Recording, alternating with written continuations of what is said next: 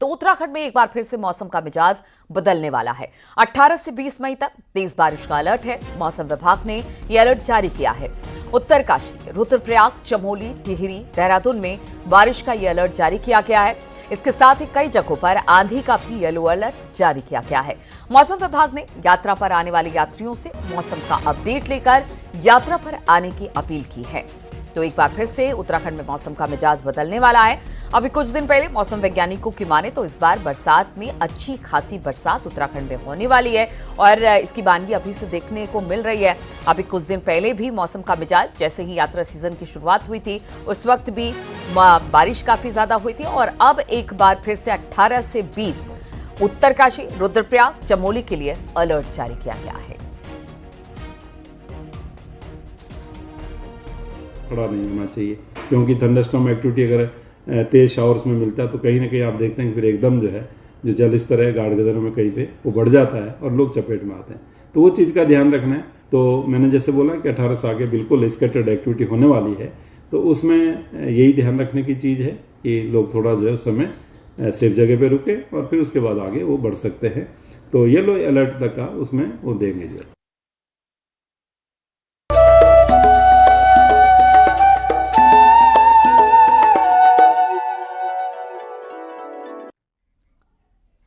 केदारनाथ धाम में श्रद्धालुओं का सैलाब उमड़ रहा है। अब तक 2,91,000 से ज्यादा भक्तों ने बाबा केदार के दर्शन कर लिए और हर दिन 20,000 से 25,000 श्रद्धालु बाबा केदार के दरबार में पहुंच रहे हैं, शीश नवा रहे हैं। आपको बता दें 2 मई को केदारनाथ धाम के कपाट खुलने के बाद से लगातार श्रद्धालुओं का सैलाब बाबा के दर्शन के लिए उमड़ रहा है। तो केदारनाथ धाम में हर साल की तरह इस बार भी लगातार श्रद्धालुओं की संख्या बढ़ती जा रही है। चारों धामों में अगर सबसे ज्यादा कहीं श्रद्धालु पहुंचते हैं तो वो है केदारनाथ धाम। अब तक यहां पर लगातार श्रद्धालुओं की संख्या बढ़ रही है। केदारनाथ धाम में अब तक 2,91,000 लोग पहुंच चुके हैं और दर्शन कर चुके हैं। बताया जा रहा है कि यहां पर जितने होटल्स हैं सब फुल बताए जा रहे हैं और अभी भी लाखों लाख श्रद्धालुओं के आने की उम्मीद केदारनाथ धाम में क्या बाकी धामों में भी की जा रही है। तो चारों धामों में इस वक्त लोगों का आना जाना शुरू है। केदारनाथ धाम में रिकॉर्ड तोड़ यात्री पहुंच रहे हैं। श्रद्धालुओं की संख्या में लगातार इजाफा देखने को मिल रहा है।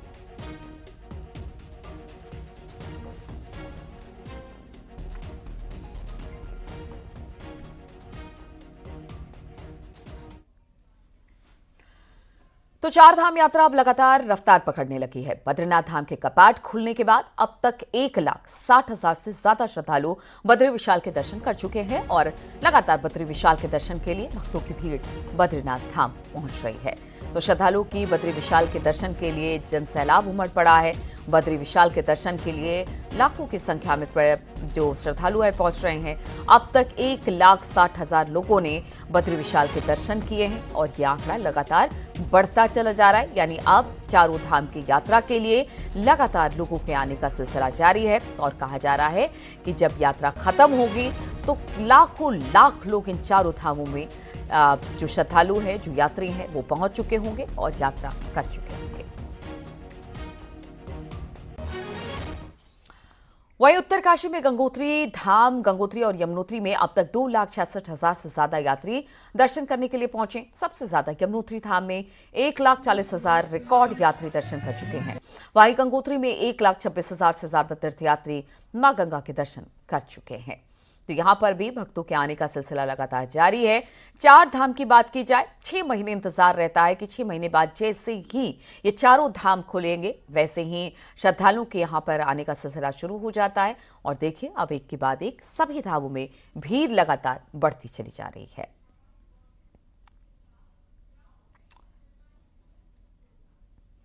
और सिखों के प्रसिद्ध धाम हेमकुंड साहिब की यात्रा तैयारियां इस वक्त जोरों पर है। बर्फ हटाने का काम चल रहा है और हेमकुंड साहिब की यात्रा 25 मई से शुरू होने वाली, यानी अब बहुत ज्यादा वक्त नहीं बचा है हेमकुंड साहिब की यात्रा शुरू होने में। उससे पहले धाम में सभी प्रकार की व्यवस्था की जा रही है। अभी भी हेमकुंड साहिब में 5 से 6 फीट तक बर्फ जमा है, जिसकी तस्वीरें भी हम आपको दिखा रहे हैं। जो पूरा यात्रा मार्ग है हेमकुंड जाने का, उस पर से अब बर्फ की जो मोटी परत बिछ गई थी उसे हटाने का काम चल रहा है और रास्ता बनाने का काम चल रहा है।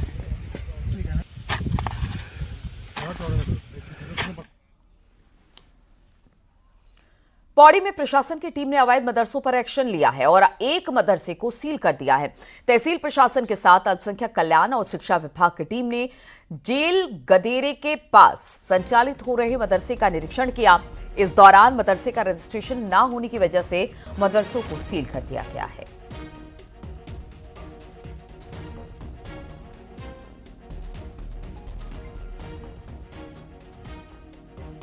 की उन्हें मान्यता नहीं दी गई है, जिसके क्रम में उन्हें उत्तराखंड मदरसा नियमावली को बताया गया तथा उन्हें मदरसे को संचालन के लिए विधिवत जो भी जिला अल्पसंख्यक अधिकारी के कार्यालय में अपने कागजात जमा कराने के लिए निर्देशित किया गया है और तब तक के लिए उनके मदरसे को नियमानुसार सील की कार्रवाई की गई है।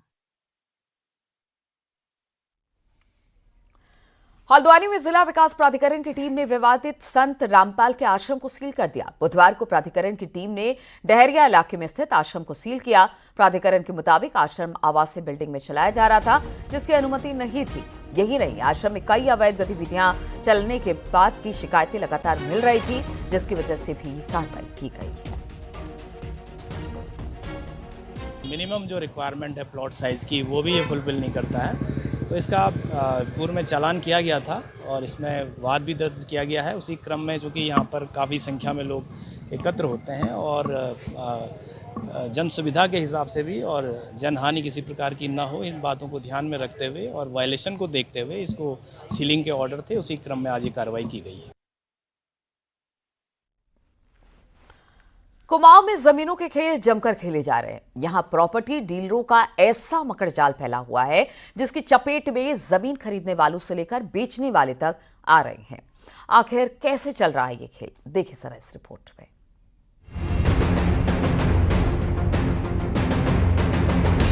कुमाऊं के 6 जिलों में पहाड़ से लेकर मैदान तक इस तरह की कॉलोनियां कट रही हैं, लेकिन आपको जानकर हैरानी होगी कि इसमें बहुत सारी कॉलोनियां सरकारी जमीनों पर काटी जा चुकी हैं या काटी जा रही हैं। यही नहीं, कई सारी जमीनों के फर्जी दस्तावेज भी बनाए जा रहे हैं, जिसके आधार पर जमीन बिक्री और खरीद का सिलसिला जारी है और इसमें प्रॉपर्टी डीलर से लेकर ग्राम प्रधानों और तहसील में काम करने वाले कर्मचारियों तक की भूमिका संदिग्ध है। ये राजस्व भूमि, वन भूमि, रेलवे भूमि, इसमें प्रॉपर्टी डीलरों द्वारा 10, 20, 50, 100 रुपए के स्टाम्पों में उसमें कब्जा माल मलबा दिखाकर उन्हें बेच दिया जा रहा है, जिससे उनका कोई डाटा नहीं है। किस प्रकार के व्यक्ति आ रहे हैं, कहाँ के हैं, देश के हैं, बाहर के हैं, किसका प्रवासी हैं, कोई उसके विषय में कोई जानकारी नहीं है। धड़ल्ले से इसमें काम चल रहा है, जो उत्तराखंड के लिए बहुत ही भयावह स्थिति पैदा हो रही है कल के दिन के लिए। हाल में हुई लैंड फ्रॉड कमेटी की बैठक में कुमाऊं में हुए 80 से ज्यादा लैंड फ्रॉड सामने आए। नैनीताल जिले के बसगांव का मामला देख तो अधिकारी भी हैरान रह गए। यहाँ प्रॉपर्टी डीलरों ने जालसाजी का ऐसा मकड़जाल रचा, जिसे देख अधिकारियों के भी पसीने छूट गए। दरअसल यहाँ कुछ जालसाजों ने सालों पहले मर चुके लोगों को जिंदा कर डाला। यही नहीं, उनका नकली आधार कार्ड भी बना दिया। मामला देख कमेटी के अध्यक्ष और कुमाऊं के कमिश्नर भी हैरान हैं। पहले से एक जमीन गांव में किसी व्यक्ति के नाम पे थी और उस व्यक्ति की मृत्यु बहुत पहले हो चुकी है। उसी व्यक्ति के नाम पे 2 लोग कहीं से आए, जिनको वही व्यक्ति बनाया गया और फिर उनके आधार भी नकली बनाए गए और उस नकली आधार के आधार पे रजिस्ट्री सब रजिस्ट्रार के यहाँ से हो गई, लेकिन दाखिल खारिज के वक्त ये फ्रॉड पकड़ में आ गया। ये महज एक नमूना है। लैंड फ्रॉड कमेटी ने 1-2 नहीं बल्कि ऐसे 29 मामलों को गंभीर से बेहद गंभीर माना, जिस पर FIR की जरूरत महसूस की गई। साथ ही जालसाजों की जड़ें बेहद गहरी हैं, उन्हें उखाड़ना शासन और प्रशासन के लिए भी आसान नहीं है। हल्द्वानी से न्यूज़ 18 के लिए शैलेंद्र नेगी की रिपोर्ट।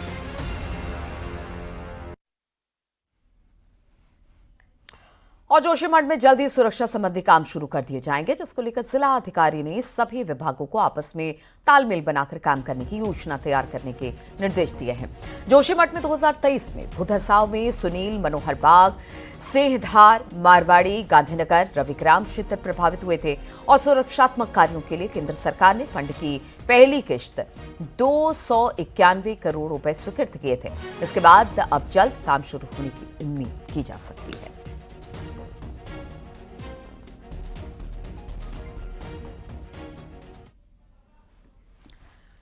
पाकिस्तान हर दिन भारत के विभिन्न संस्थानों पर साइबर अटैक करने की कोशिश कर रहा है। उत्तराखंड में भी अब इस टारगेट लिस्ट में शामिल है। क्या है मामला, देखिए जरा इस रिपोर्ट में।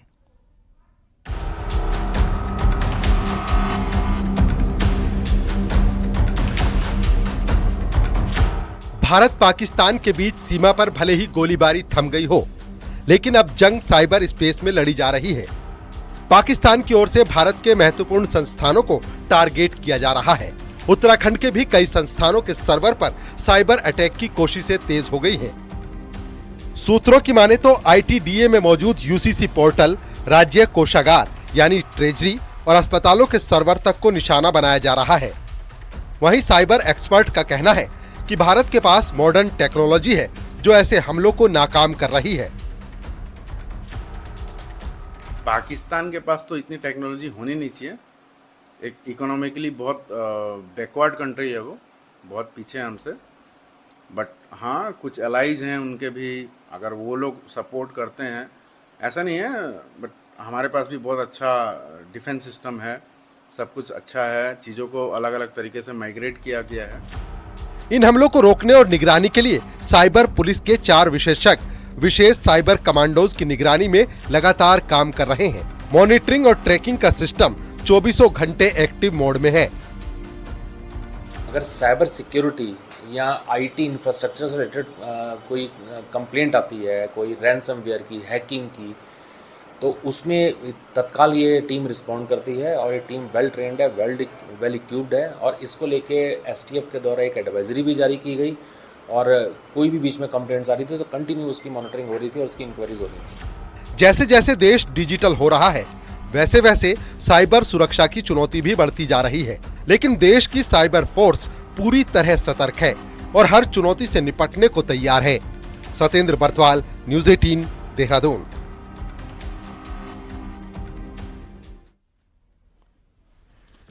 हरिद्वार में पुलिस ने हर की पैड़ी से 66 भिखारियों को अरेस्ट किया है। समय समय पर पुलिस हर की पैड़ी पर भिखारियों को नियंत्रित करने के लिए कानूनी कार्रवाई करती है। पुलिस ने 66 भिखारियों के खिलाफ भिक्षुक अधिनियम के तहत केस दर्ज करके कोर्ट में पेश किया। दरअसल हर की पैड़ी पर सैकड़ों की तादाद में मौजूद भिखारी यहां पहुंचने वाले श्रद्धालुओं के साथ छीना झपटी पर उतारू हो जाते हैं, जिससे बाहर से आने वाले श्रद्धालु भयभीत हो रहते हैं। इसी वजह से इस तरह की कार्रवाई लगातार पुलिस की तरफ से की जाती रही है।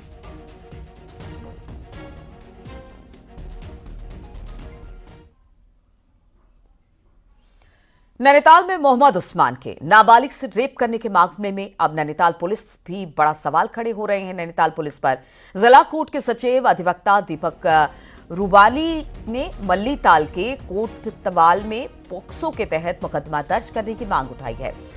इसका शिकायती पत्र बाकायदा दीपक रुवाली के तमाम उच्च अधिकारियों को दिया है। दीपक रुवाली ने नैनीताल पुलिस पर सवाल खड़े किए हैं कि कोतवाल ने अपनी FIR में नाबालिग की पहचान को उजागर किया, जो कि पॉक्सो एक्ट और सुप्रीम कोर्ट के आदेशों का उल्लंघन है। लिहाजा तत्काल इस मामले पर मल्लीताल कोतवाल के खिलाफ केस दर्ज किया जाए और अगर ऐसा नहीं होता है तो वो कोर्ट का रुख करेंगे। वहीं मल्लीताल कोतवाल ने इस पर बोलने से इनकार कर दिया है।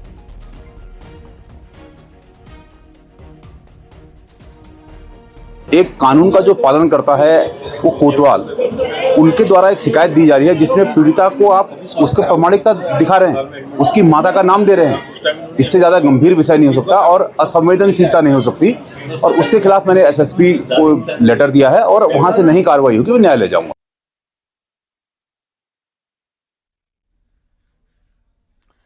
भारत पाकिस्तान तनाव के बीच पंजाब के भटिंडा आर्मी कैंट से पाकिस्तानी जासूस पकड़ा गया। रकीब नाम का ये शख्स हरिद्वार जिले के लक्सर का रहने वाला है और इसके बाद पंजाब पुलिस की ओर से मिले इनपुट पर हरिद्वार पुलिस भी हरकत में आई। बुधवार को पुलिस ने लक्सर कोतवाली क्षेत्र के डासनी स्थित रकीब के घर पहुंचकर छानबीन की। सूत्रों के अनुसार पुलिस ने रकीब के परिजनों से पूछताछ की। हालांकि आधिकारिक तौर पर पुलिस के अधिकारी फिलहाल कुछ भी जानकारी साझा नहीं कर रहे हैं। रकीब पिछले लगभग 5 सालों से भटिंडा आर्मी कैंट में टीलर का काम करता है।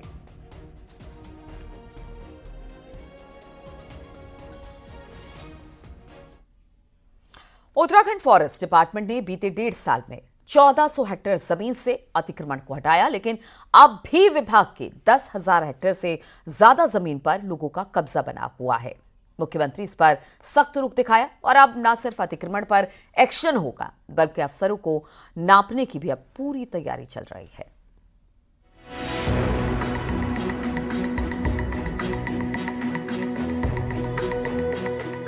उत्तराखंड में अगर सबसे ज्यादा सरकारी जमीन पर कहीं अतिक्रमण है तो वो है फॉरेस्ट की जमीन। रिकॉर्ड के मुताबिक 11,000 हेक्टेयर से ज्यादा फॉरेस्ट लैंड पर लोगों का कब्जा है। कई इलाकों में तो वन गुर्जर खेती कर रहे हैं। 11,000 हेक्टेयर में से वन विभाग अभी तक सिर्फ 1400 हेक्टेयर जमीन को ही अतिक्रमण मुक्त करा पाया है। दूसरे शब्दों में कहें तो करीब 3,500 फुटबॉल मैदान जितनी जमीन वन विभाग ने कब्जा मुक्त करा दी है, लेकिन अभी भी कई जगह अतिक्रमण बना हुआ है। तराई ईस्ट फॉरेस्ट डिवीजन में 6,000 हेक्टेयर जमीन पर अवैध कब्जा है। तराई वेस्ट फॉरेस्ट डिवीजन में 2,000 हेक्टेयर पर कब्जा है। बद्रीनाथ फॉरेस्ट डिवीजन में 690 हेक्टेयर जमीन पर अतिक्रमण है। उत्तरकाशी फॉरेस्ट डिवीजन में 146 हेक्टेयर जमीन पर अवैध रूप से कब्जा है। तो निश्चित रूप से ये एक लगातार निरंतर चलने वाला अभियान है। अभी तक जैसा 1400-1500 हेक्टेयर हम लोगों ने उसको जो अतिक्रमित थी उसको हटाया भी है और इसके आगे भी हम लगातार हटाने की कार्रवाई सुनिश्चित करते रहेंगे। इतने बड़े पैमाने पर अतिक्रमण को मुख्यमंत्री ने गंभीरता से लिया है। सीएम धामी ने उन अधिकारियों को चिन्हित करने को कहा है जो अतिक्रमण हटाने में इंटरेस्ट नहीं दिखा रहे हैं। वहीं विभाग का कहना है कि अतिक्रमण हटाने में कानूनी अड़चनें भी बड़ी चुनौती बन रही हैं। और ये कार्रवाई निरंतर जारी है। कोई केसेस जितने को थे वो अलग अलग कोर्ट में लंबी चल रहे हैं, तो उस कारण एक कोर्ट की अपनी व्यवस्था है, अपनी प्रक्रिया है। तो जहां जहां कोर्ट के आदेश उनका आदेश आते हैं वहां अतिक्रमण हटाने की कार्रवाई की जाती है। लेकिन एक सतत प्रक्रिया है। इसमें अतिक्रमण विगत 1.5 साल से जब से ये अतिक्रमण हटाने का अभियान चल रहा है, यहाँ पे लगभग 550 बीघे की क्षेत्रफल में हम लोगों ने खाली किया है। यहाँ पे प्रदेश के लगभग हर फॉरेस्ट डिवीजन में अतिक्रमण है। सिर्फ Kalagarh tiger reserve, Govind wild life sanctuary और गंगोत्री नेशनल पार्क इसके अपवाद हैं। साफ है कि अब सरकार इस मामले में कोई ढील नहीं देने जा रही। आने वाले वक्त में अतिक्रमणकारियों के साथ साथ लापरवाह अफसरों पर भी गाज गिरना तय माना जा रहा है। देहरादून से न्यूज 18 के लिए सुनील नप्रभात की रिपोर्ट। अल्मोड़ा जिले के सभी गांवों को अब सड़क से जोड़ा जाएगा। PMGSY के तहत जिले में 1385 किलोमीटर रोड का निर्माण किया जाएगा। बीते काफी समय से इन गांवों को सड़क से जोड़ने की मांग की जा रही थी। अल्मोड़ा जिले के सोमेश्वर, द्वाराहाट, रानीखेत, सल्ट, जागेश्वर के इन गांवों में रोड का निर्माण होना है, जिसके लिए कार्य योजना को भी तैयार किया गया है।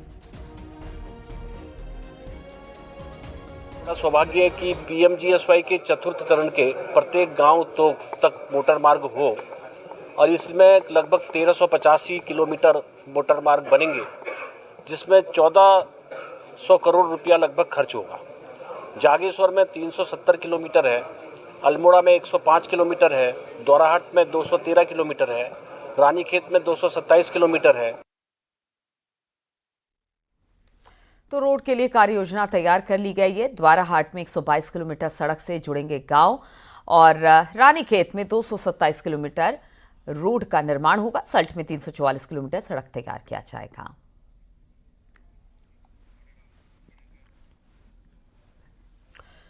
चारधाम यात्रा को लेकर सुरक्षा, जो खाद्य सुरक्षा विभाग है वो बिल्कुल अलर्ट है। उत्तरकाशी में यात्रा के रूट पर मोबाइल टेस्टिंग लैब से सैंपल की जांच हो रही है। दुकानों, होटलों, रेस्टोरेंट में सैंपल दिए जा रहे हैं और उनकी जांच भी की जा रही है। चिन्याली सौंड, डुंडा में 90 सैंपल खाद्य पदार्थ के लिए गए हैं, जिसमें से करीब 25% सैंपल फेल हो गए हैं। सबसे ज्यादा मिठाई, दूध के पदार्थ में मिलावट देखी गई है।